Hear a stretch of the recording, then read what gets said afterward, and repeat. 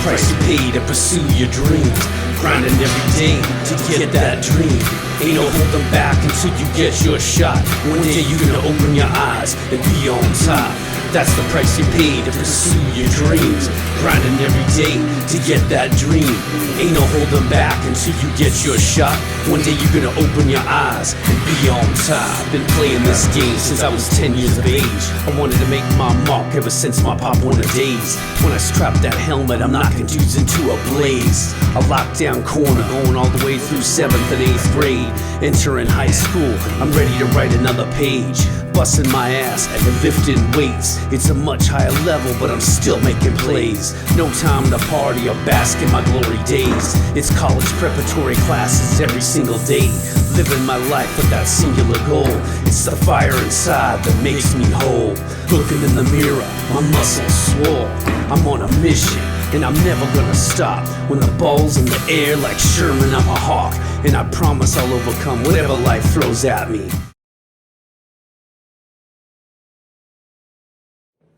All right, good afternoon, everyone, and welcome to the Ageless Movement Podcast. I'm your co-host, Scott Lohman. I'm Zane Poinak. All right, so this week we are going to talk about fascia. And, I'm kind of surprised we haven't done a podcast on this sooner. Really? Yes, I'm very surprised because 80% of the people I work with that complain about pain all the time don't realize they can mitigate most of that pain by working on their fascia. And so many of them have this sort of hopeless attitude. Well, you are getting old, you're getting old. That's what happens when you get old. Everything hurts. No, everything doesn't hurt. Everything doesn't have to hurt. And, I oftentimes think that people, that when they get into their 70s, hell, even get into their 60s, they forget how they felt when they were in their 30s or 40s. I never felt any pain until I was 60. Come on. That's not even true. That's not true. Who has never felt pain until they were 60? I never believed that. Anyway, so that's what we're going to talk about today. Good news, well, semi-good news on the COVID front. It looks like the numbers are dwindling quite a bit. ICU capacity is widening by the day. Well, I'm sure we'll have more updates about that in the future. Still worried about the variants shooting up out of control. But for this week, we're just going to focus on fascia, okay? And don't forget to like and subscribe to our channel. We're trying to build this to a wider audience. And for those of you that are not really familiar with how YouTube works, if somebody likes it, what happens is it puts us in the algorithm, and then other people that are maybe researching similar topics will run across our video. So that's the way the algorithm works. If you could help the algorithm put itself out there, we really appreciate that. Okay, let's start with fascia. Anything you want to mention before we get into this? I think we're going to end up covering it. So. Okay, then let's get right into it, everyone. Okay, so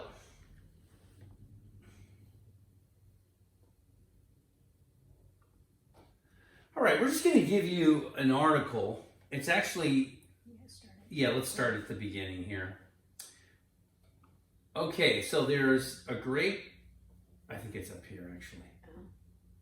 It's still out of order. That's right. Okay, so this is an excellent article that Sang found. It's from Runner's World, and it's actually a fairly old article. It's from June 10th, 2011, and it really is a detailed account of explaining the structure and the function of your fascia in a way where, the average person can understand it that's not an expert on anatomy or anything medical. So what we want to do is go over some of the things here. I'm just going to get back to the list here. Okay, so for many of you, you're probably wondering, what is fascia? And I will tell you, fascia is probably the bane of your existence for a lot of you. Those of you that are feeling pain, most of your pain you're experiencing is fascia pain. And the reason why I want to mention all of this is because it's very common that people will tell me, oh, I have arthritis and, my knees hurt. And oftentimes, I kid you not, I'd say for people that have arthritis in their knees, I would say 60% of their pain isn't even their knees. It's some of the muscle that goes next to the knee and up the leg. And you can actually create a lot of relief by just taking care of massaging that fascia. So before I get into any details of how to take care of your fascia, let's just go over what it is for those of you that maybe aren't familiar with it. Okay, so basically fascia is under your skin. It's about 2 millimeters under your fingertips, encasing your body and webbing its way through your insides like spider webs. That's the fascia. So one thing here, when it says like spider webs, the easiest way I explain it to my clients is, if they are meat eaters, that is. If you take a chicken and you go to remove that skin, usually that piece that is like super slick, that's part of it. So that's what most people just kind of overlook, which is why this has been overlooked for many years. And so that's I think the easiest way. If you remember seeing that what was underneath it. I mean, of course, a lot of it's fat. Oh, I do, yeah. But part of what encases all of that is fascia. Well, yeah. Right, and then so there is the fat on the skin, but then when you go to the meat, and sometimes people try to peel another layer off, that's the fascia. Yeah, and I have a really good visual in my head of that. When I used to eat chicken as a kid, and my mom would give me a drumstick, and I cut through it, and you pull all this stuff off, that's fascia. That's exactly what that is. Okay, but what does fascia really do? It's a full body system of sheets, cords, and bags that wrap and divide and permeate every one of your muscles, bones, nerves, blood vessels, and organs. Every bit of you is encased in it. You are protected by your fascia, connected by your fascia, kept taut, human shape by fascia. So now you know why I get a massage every 2 weeks. This stuff is really important. Okay, now we're going to get into a little more into this article, and of course I will post the article in the description, so if you'd like to read the article for yourself, you can simply click on it. All right. So what's really interesting about a lot of this is that it was around 2007 was the first time the first International Fascia Research Congress held at Harvard Medical School brought about a new demand for attention to the fascial system. Since then, fascia has been repeatedly referred to as the Cinderella story of the anatomy world, speaking both to its intrigue and the geekiness of those who study it. I guess we are kind of geeky, huh? While you may not share the medical and bodywork community's excitement over mechanotransduction and the contractile properties of myofibroblasts, which I know that word by the way, think of it this way. Fascia is a major player in every movement you make and every injury you've ever had. But until 5 years ago, nobody paid it any attention. When we say 5 years ago, we mean like 2006. Until 5 years ago. And now they are making up for lost time. So it's been recognized for almost a decade now by the medical community. Although, you still have this problem. I know what that look is. You go in with a problem to your doctor, and I don't mean you and me. I mean people that aren't familiar with fascia. They go into their doctor, and what happens? The doctor looks at it, and they test for tears, and if it's shoulder pain, they do the whole rotator cuff check on you. Same thing with the legs. They'll test your ligaments and tendon function. But that's all they're going to do. I don't know of any doctor that's ever treated me that even mentioned the word fascia. Yeah. So we're giving you some pretty valuable information here. Yeah, I was going to say, somewhere in this article they talk about doing dissection. And usually when you go to do a dissection, you're like trying to slice off the skin so fast because you're trying to get to the good stuff, be it the muscles and the organs and the bones. But that whole fascial organism is like completely overlooked. And I just read there, actually, Gil Headley, I think, is going to release this year. He's been working an entire year dissecting 2 bodies where he's going to do comparisons and looking at all the fascia in the body. So, I mean, in med school, you don't spend a year doing a dissection like some of these people do. And that's the other thing, like, even though you said that they're in medicine, I don't think it's necessarily the people attending these conferences. They're usually, I mean, yeah, there are a handful of doctors, but there are a lot of other people who are actually there. And I mean, they're people that I've worked with. So like Jill Miller, she's not a doctor. So we've been talking about it in the fitness world. Yes. Which is why it's noticed this article came from Runner's World. Yeah, and we've talked about Jill Miller before when we talk about the Alpha Ball and some of the tools she has for fascia care. Yep. But you made a good point saying, and this is what's really important, it's so common. I mean, how many, what's the word? I always say general practitioner, but I mean the general doctor. What is that called again? What is it? Oh, or just family medicine. There's family medicine. Yeah. There is a general practitioner. Okay, I guess that's what you call it, but the primary care physician is the word I was looking for. So very few primary care physicians will talk about fascia. I had one that would talk a little bit about, well, he'd talk about muscles, but he never mentioned fascia. And yeah, when I had a lot of pain, you know, he would give me a shot of lidocaine, which isn't cortisone. It just kind of numbs things. But yeah, I never felt like that guy gave me things I needed to do for self-care. And this is going back to 2009, ironically, right before this article was published, 2 years.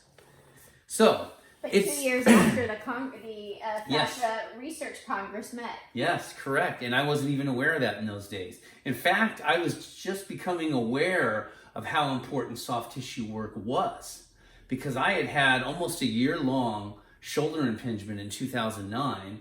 And I think part of it, a large part of it, was my fascia was causing me problems. That and some other imbalances I had. But the point is, the more fascia work I got from that point on, the better my shoulder felt. I mean, it was very linear. My shoulder, I basically injured that shoulder sometime in the late summer. And by April, it was finally starting to feel better. Isn't that crazy? The next year? Mm-hmm. And why? Because, well, a lot of reasons. One of the main reasons was I started getting a lot of massage work done to me, and he was working my fascia. His name was Phil Morowitz. He was my first massage therapist I ever had, an excellent one. In fact, I know two. My first too. I was just going to say, yeah, I know two. The 2 Phils we know are phenomenal massage therapists. So yeah, there you go. And I could tell you, almost in a linear way, once I started getting regular massages, the recovery started to get better. And I'm telling you, I was stuck for so long. And it got to a point where I almost there were times I could hardly move. I was so tight, and I would say it was a lack of mobility as well. It was a bad place to be. And I wasn't, don't give me that old age stuff. I wasn't even 40 years old yet. So. Yeah, and even that, like when you talk about like the trajectory of that is, you're talking about somebody who moves a lot. Yes. So usually this fascia pain comes up because one, like plantar fasciitis, that's when basically the plantar fascia does not get to contract and relax properly. Yeah. So it just stays stuck. So that's clearly somebody who either does not walk well or doesn't have good walking mechanics, or they're not doing it at all, or they're doing very little of it. And that explained me back in the mid-90s. I strained my Achilles tendon, and then it kind of developed into plantar fasciitis. I didn't know what fascia was then. No one even talked about it when I was in college in my undergraduate work. And lo and behold, 6 years it took me to get over that. Now, knowing what I know now, and what I mean by 6 years, I don't mean I couldn't walk for 6 years. I was fine, except it just hurt all the time. I literally had pain in the bottom of my foot and my heel for the better part of 6 years.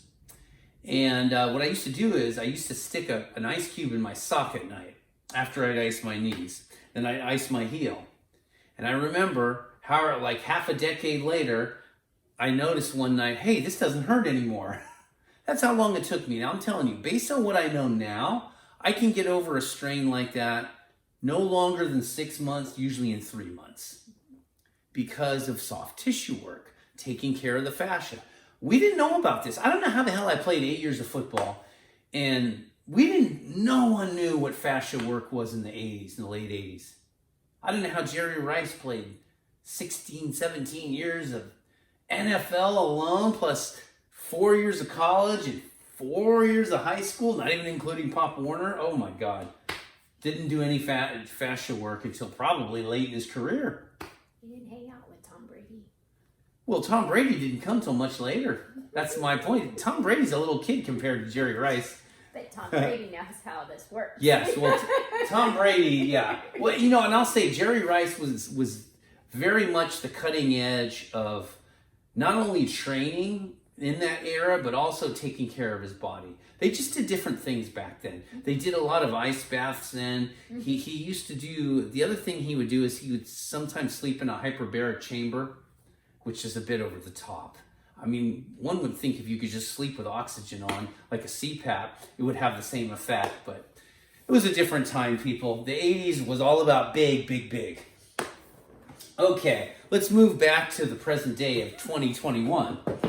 Now, what exactly, does fascia do? Why is it so important? Well, it wraps around each one of your individual parts, keeping them separate and allowing them to slide easily with your movement. So think of it. It needs to glide smoothly.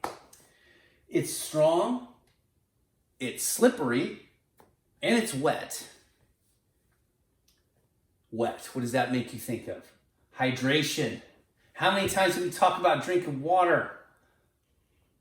I think most of the time people come to my, I was going to say, we both are pretty regular about having our waters around. Look at that. Mine's almost empty. I've had at least 6 of these today. But yeah, most people either come to class or come to my sessions without water. Right? I mean, and then when I give them a break, I notice they're all running to their kitchens. They didn't even have water to start the class. No, they never do. Or they show up to a workout, your clients that you see one-on-one, and they never bring water. Oh. And then I have clients, I ask them, do you want some water? And get some, no, I'm fine. Yeah. No, I'm fine. No, I'm fine through a whole workout. And you wonder, does that person ever drink water? How are they alive? Well, they say that actually when you decide to go drink water, it's usually too late because that's how long you can go without. Oh, yeah. Brutal.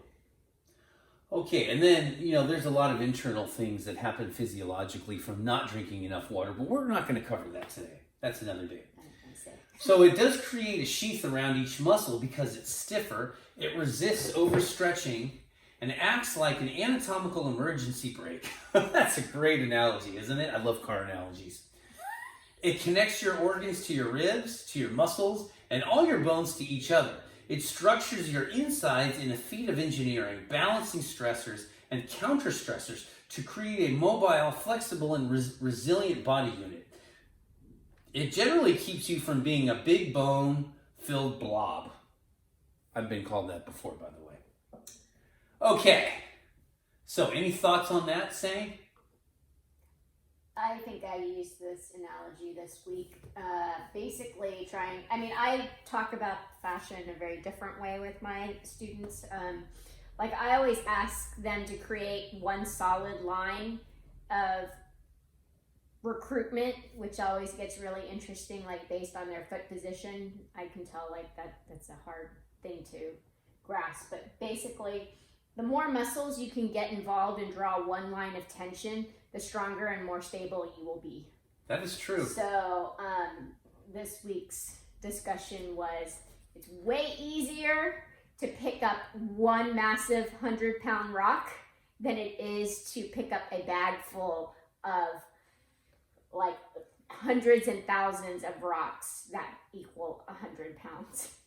So, Interesting. so if you can basically work as one solid unit, and I use that word a lot, you know, move as one unit, it's much easier than going, oh my gosh, how do I organize 600 muscles to do this exercise? Yeah, that's funny.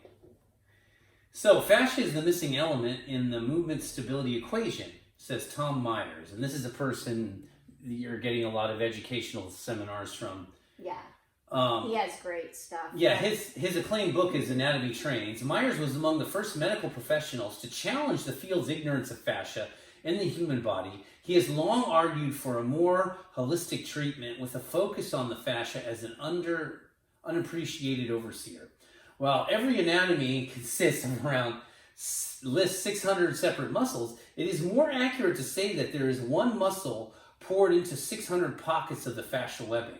The illusion of separate muscles is created by the anatomist's scalpel. Dividing tissues along the planes of fascia, this reductive process should not blind us to the reality of the unifying whole. That's deep, man. That is the heaviest thing I've read in anatomy and physiology. That really is. So stop thinking of all your muscles as separate entities. They're all related, they all work together. And it's important to understand how they function so you can not only take care of your fascia, so you can become a more efficient mover. And this is what we're trying to do, expand your knowledge of this.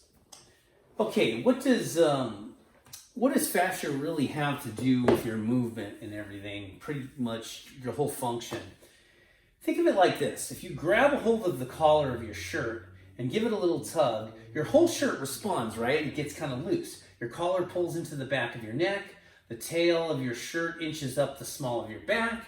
Your sleeves move up your forearms. Then it falls back into place. That's a bit like fascia. It fits like a giant body-hugging t-shirt over your whole body, from the top of your head to the tips of your toes, crisscrossing back and forth, through and back again. You can't move just one piece of it, and you can't make a move without bringing it along. So, if you stand up. Yes. Turn that way. Mm-hmm. So let's go. Oh, I'm out of the view. Actually, you know what? Now just stand up straight. Mm-hmm. Turn around. Yeah. So you can actually see it in his shirt, like depending on how he stands. So once he stops fidgeting, so you can see like how there's like these different variations. But if you go and you pull on your shirt, so I pulled in this direction, and this now connects. For instance, we say that this hip is connected to the opposite shoulder, and you can see the line right there. So I think that's the easier way of explaining it. Yeah. There is that connection everywhere. Okay, and you want to remember this webbing, the article describes the fascia as basically like webbing.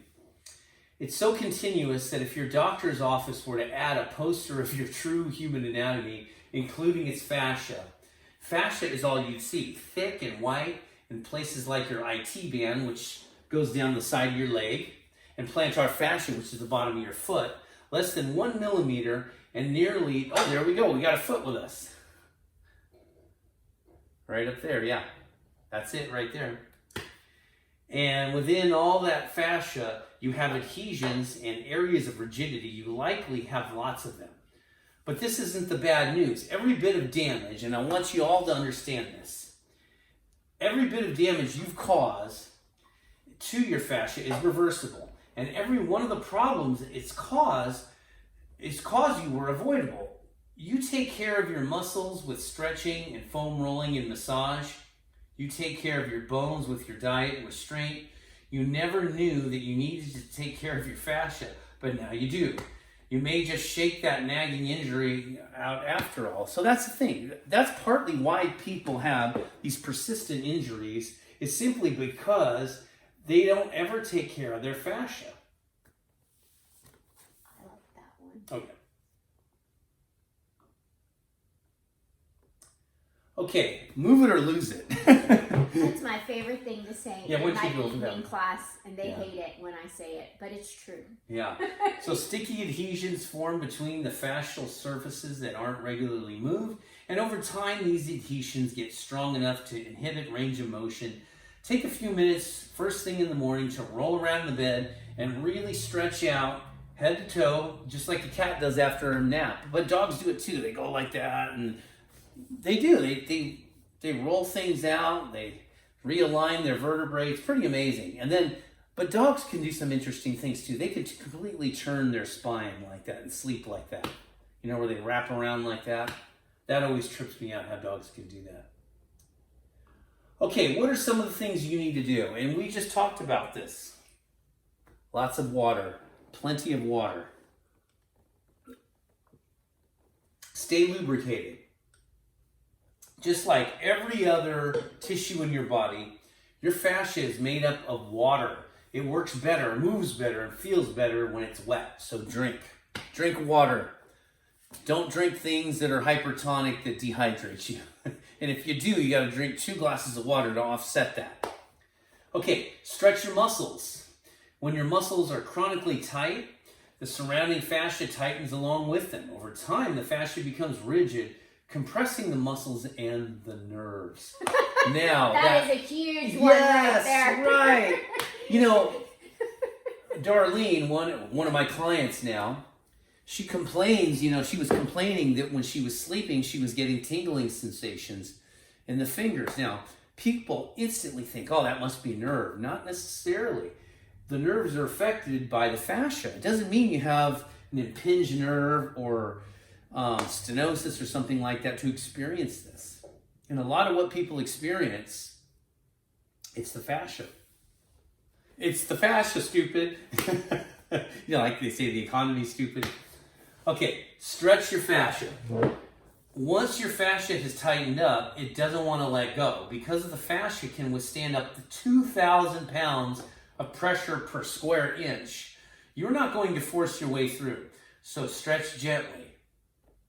Fascia also works in slower cycles than muscles do, both contracting and stretching more slowly. To stretch the fascia, hold gentle stretches for 3 to 5 minutes, relaxing into a hold. So there you go. Work on stretching. I work on it all the time. And I truly believe a lot of the trouble I have is fascia related. And that's why I do so much to take care of it. Anything you want to add to that? Well, what is being said here about the slower cycles, like that's another thing that's always hard. Like I much prefer when my clients come in and have already taken care of this, because for them to spend 15 minutes for me to watch them roll around on a foam roller, they're just moving way too fast for, like, if they really want to release and be productive, it's much better to move slower and try. I always tell people to work with their breath as they do it and not just, okay, I rolled this, I did this. And it's like, okay, I mean, well, for me also, the thing about just how your body decides it wants to move is also based on whether your nervous system is okay with what's going on. So if you just like pounded it with a bunch of stuff and, you know, okay, I'm ready to go now, it's like, yeah. I find that most people's nervous systems are not ready to go. So then we have to do a lot of movement prep then to kind of take away all that other stuff that happened the 15 minutes before. Yeah, that makes a lot of sense. It really does. Okay, should we get into some of the devices that are used? Or is there anything else you want to go over the article with? That's everything, I think. Okay, let's get the article. Oh, no, actually, One more? this is really good. Okay, There's more to this. yeah. Okay, so So that was also being relaxed. yeah. I actually learned something really interesting this week that I thought was really interesting. Women hold stress in their shoulders and men hold stress in their hips, which explains why so many men come to me and they all have hip issues. Yeah, that's a good point. And actually, it might get covered in some of the tools that we use. Foam rolling, I don't know why a lot of my clients have trouble. They don't like to foam roll, but I think I like it. I mean, I like other things better, but there's foam rolling. That's I think easy. Yeah, so this goes here. The whole like respect your body. My point is to jam through it and think you're going to take care of it. It's just much better to like be very like prescriptive and like trying to move through it rather than I'm just doing this to do this. Yeah, and they talk about this. If you're attempting to run through an injury, and we've all done that before. We've trained through injuries we shouldn't have done. Mm-hmm. And for myself, I've created prolonged rehabs because I haven't taken I haven't taken the time on the short end to do it. And and I get it. Sometimes when you're in the zone and you're in really great shape and every day's been better and better and better, and then you get an injury, a minor one, mm-hmm. you have to address it, because the longer you put that off and try to train around it, the longer it's going to take. Yeah, exactly. And that's what they talk about. Returning from, attempting to run through injury, if you're a runner, say, because this is a runner's article, and you're returning with a limp, beware, your fascia will respond to your new mechanics, and eventually, even after your injury's gone, you may maintain the same movement pattern. That's a recipe for an injury cycle. It's better to take some extra time than to set yourself up for long-term trouble. Hallelujah. And I have to have that talk with myself quite a bit at times. For instance, even recently, I had a hip injury, and once I got over that, I was so excited, and then I realized, damn it, now I got an arm injury. And it was what we call a tennis elbow, which is lateral epicondylitis.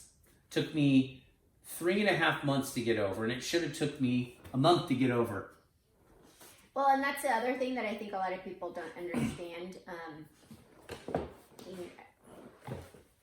Like I know working with people in Pilates, you'll hear this. Like your hips, they're tied all the way up, all the way to your jaw. Yeah. So like if your hips aren't moving quite right, you're going to notice it in your jaw. And that, I've noticed it. If I do hip work, I can often get my wrist to basically release. Mm-hmm. So what seems like I'm working down here actually affects everything all the way down to, distally all the way down to. Yeah, and we've all been there. And I had, about 2 years ago, I had the opposite. I had medial epicondylitis, which is basically the inner part of your arm muscles. There's this little bone right here called the medial epicondyle. And those muscles, those grip muscles, those carpal muscles, they insert right there. Even though the pain is all through here, it's actually, the problem is at the insertion point here. And I remember once I got over that pain, I had nerve pain later. And then I had to do nerve glides to get over that. So, and that'll be something we can cover in the future, saying is nerve glides. Or just nerve pain. Glides have to do with spacing. So if your fascia is not good and spacing is starting to decrease, that's what's going to happen. So it does play a role here. Sure. Okay, could we start my favorite part of this? I was going to say, I knew you. This is your favorite part. Okay, so this is absolutely my favorite piece of foam rolling. Yeah. This is called the Rolga. No, it's not pasta for giants. What's so great about this, when you roll your muscles out, this really digs into those important areas. Even if it's your upper back, your shoulders, or maybe even your thigh muscles, your quads, your hamstrings, they fit in that groove. I was going to say, actually your spine fits right here, so it's perfect because it doesn't, your spine fits right in the middle, so it doesn't hurt your vertebrae, and this will roll right alongside your spine, which is where I have a lot of people who tell me that their paraspinals, their erectors are so tight, and this will get right into it. And then these other ones, they actually, if you go towards the end, your hip bone fits real nicely in this pocket right here on the end here. So it's a great, I love that tool. So The other one that I always encourage my students and my clients in particular to get, along with the Rolga, is the Alpha Ball. And this was designed by Jill Miller, who's a yogi. A yoga is somebody who's high up in the yoga instructional therapist type people. She designed a whole series of balls for specific Another muscles. one is hers too. Yeah, both of these are No, hers, right? Just that that? Okay.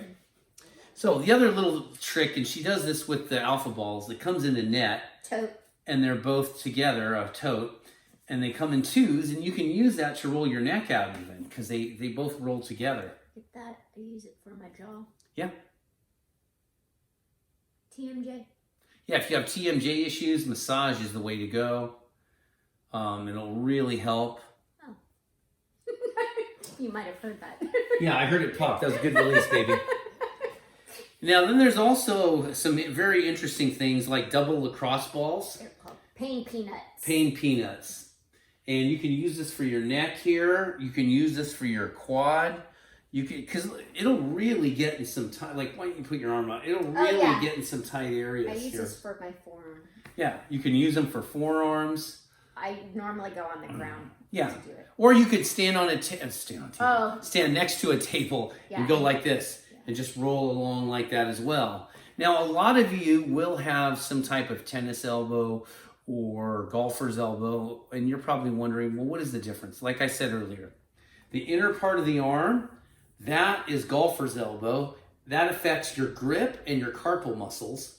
The outer part of the arm, which is out here, that's called tennis elbow. And that's from swinging, out this way.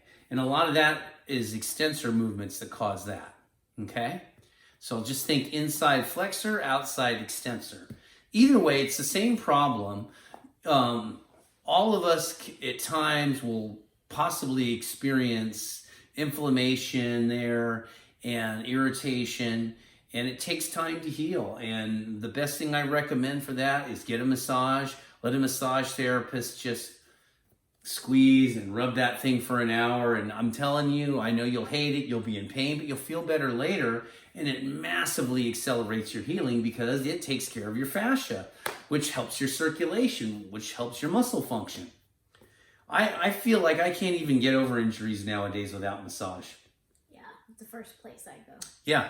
Sometimes I go to my chiropractor first. True, but he's a little bit different. He does the PDTR thing. But the point is, and he does a little bit of massage too while he's working on you. But the point is, massage therapists and good chiros like Dr. Bennett and then massage therapists like Allison Reynolds in Sunnyvale, they can find out what's wrong. They could tell you, is there a specific muscle group or a specific muscle that's not functioning properly? And Dr. Bennett's really good at that because he uses a lot of neurostimulation to find out what's working and what isn't, and he actually fixes it, gets your body corrected, so to speak.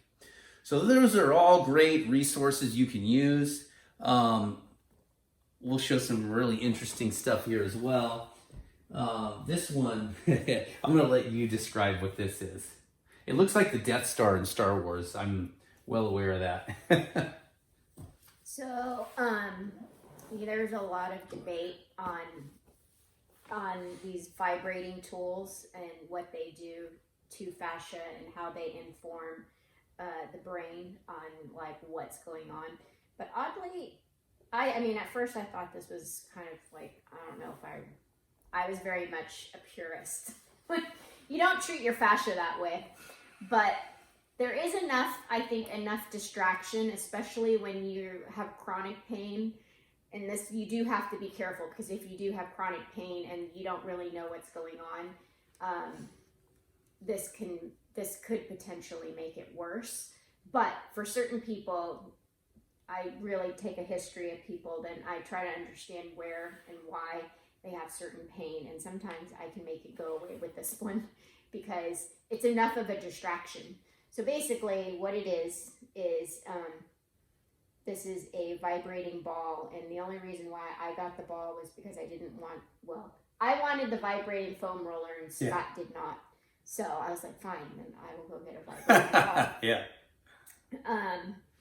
So this is awesome. Normally I use this on like my calves, on bigger muscles. So my calves, my quads, is because I Show do it on have your the upper tight. body because you're kind of off the camera there. Well, the problem is, so the other place that I might do it is in my armpit. There you go. For my subscap. But yeah, you can already hear it in my voice. What we call percussion. Yeah. Is the distraction part. So this moves everything. And as it is, I mean, like it's relaxing. Yeah, it really is. But yeah, normally I use this on my bigger muscles. I could even use it on outer pecs. Hey-oh, and you could hear the vibration. So yeah, just be careful if you have like pacemaker or something. oh yeah. So like I said, this is for very select. I like it on glutes a lot too. Yeah, like I said, bigger muscles, usually on the ground. And I don't have the smaller version, but you can potentially make a vibrating foam roller if you had a smaller ball to go inside an open foam roller. So, but yeah, I love this thing. Okay, so you're probably wondering what this is. This is not some medieval torture device. I'll put it back. This is a great way to roll your feet out. Yeah, this one's my favorite. Here, I'll just use this foot. That's a good idea. This foot. Yeah, As and you can work that see, fascia there, yeah. I always go, heel is always a good place. Although heel on this might not feel so great. And then I just work my way. Like I said, I always try to avoid these two bones right here as best as possible. So I would only go to right about there, and then I will come over and then wrap my toes and do that a little. But, you know. But most of it's going to be here, right below that joint, that big toe joint. A lot of it is right here, midfoot, is where people tend to have issues. And then heel.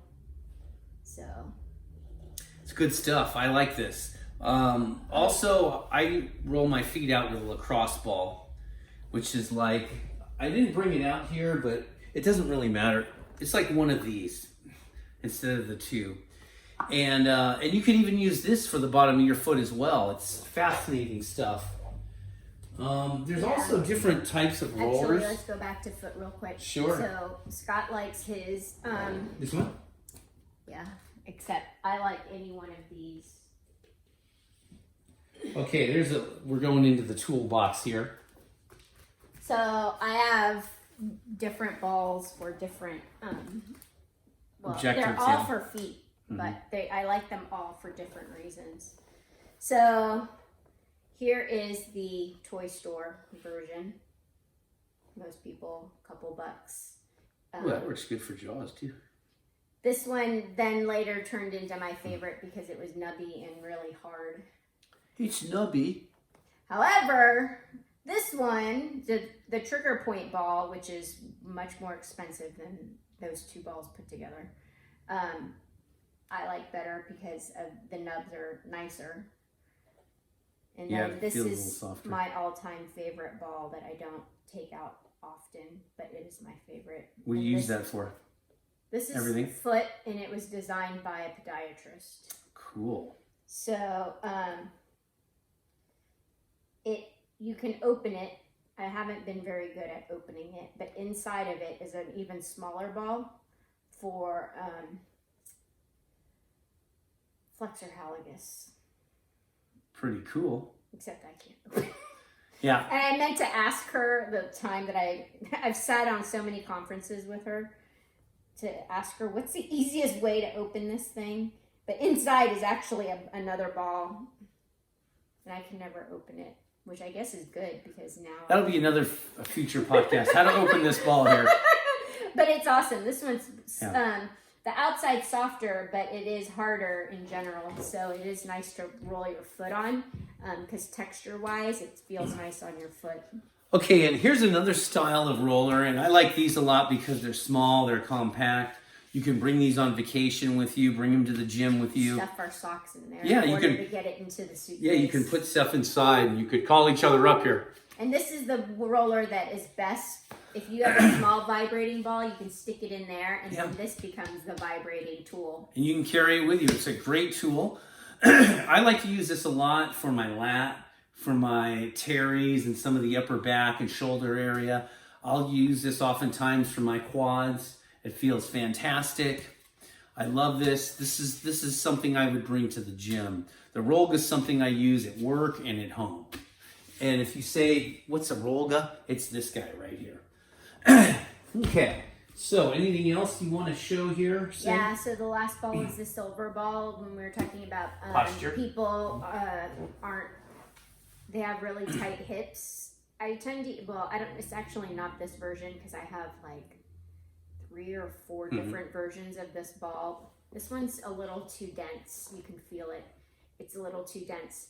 So there's a travel ball that I can sit on it, and it's my squat position, which is great because I can get down pretty low and feel comfortable. But it also helps release pelvic floor, which is why I think a lot of people tend to say they have sciatica and different things, and it kind of depends on what's kind of going on, like pretty deep. So either pelvic floor, piriformis, those muscles. So this one, when I go to conferences or workshops or whatever, if I have to sit for a long time, I tend to take this one to sit, and then I just roll out all over with it. Yeah, that's really fantastic. Okay, so there's a lot of tools and devices you can use. Amazon sells all this stuff, but if you type in Jill Miller, she has a whole collection of balls for different parts of the body that you can use. And if you have any questions or comments about how to purchase one of these items, let me know. We can leave the link for this stuff in the comments section and answer your question. And I hope you've enjoyed this. I hope you are more knowledgeable of fascia, and I'd say more optimistic that you can improve your pain situation and your level of function. So anything else you want to add to that saying before we conclude things today? Yeah, it all takes time. It takes time. Rome was not conquered in a day. Ask the Saxons. Yeah, and that's the thing. You'll release one thing, and then depending on how you compensate, it may take it into another joint or another muscle. So you will have to spend the time to play scavenger hunt. Yeah. I don't know. I think it's a fun game. It's true. And then, for me, I get a lot of pain in my neck as well. And especially in the scalenes, which run from here down to there. And you'll feel it almost at the top of your shoulder as well. I roll those out every night. I spend anywhere from 20 minutes to over 30 minutes doing that. And it's great because I wake up feeling better. I don't have headaches. It's just taking care of my body, which I think also helps with my posture as well. I'm less likely to have my neck in a bad position because I have some fluidity in my fascia. All right? Okay, I hope you enjoyed this today. I hope you're more knowledgeable. If you have any questions or comments, please leave them. If you have any suggestions about a future podcast we should do, please leave it in the comments section, okay? All right, don't forget to like and subscribe. We'll see you probably in a week, okay? Take care, everyone.